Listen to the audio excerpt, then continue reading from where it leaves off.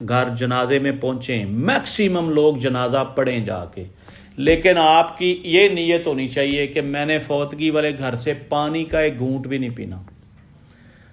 جبکہ ایک طرف میت پڑی ہوتی ہے اور دوسری طرف چیخو پکار ہوتی ہے، یار وہ کھانے والے دا پتہ کرو، وہ اینے پرونے آ رہے ہیں، انہوں واسطے دیگاں پکواؤ، روٹی دا آرڈر دے دیو۔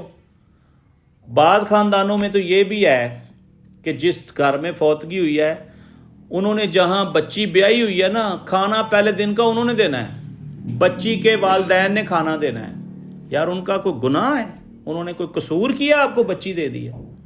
یہ رسمیں بھی غلط ہیں۔ اور آپ نے سنا ہوگا رسم چیلم، رسم کل، آپ اب ذرا جوڑ لیں، رسم کس کو کہتے ہیں؟ رسم، یہ رسمیں، یہ کوئی شرعی اس کی کوئی ویلیو نہیں ہے۔ ساتہ، دسواں، تیسرا، یہ بھی ہندوؤں میں ہے۔ آپ ہندوؤں کی کتابیں پڑھ کے دیکھ لیں، تیسرا بھی وہ کرتے ہیں، ساتہ بھی وہ کرتے ہیں، دسواں بھی وہ کرتے ہیں۔ ہم کیوں یہ چیزیں کرتے ہیں؟ ہم مسلمان ہیں، ہمیں شرعی لحاظ سے قواعد و ضوابط میں رہتے ہوئے اپنی میت کی تدفین کرنی چاہیے۔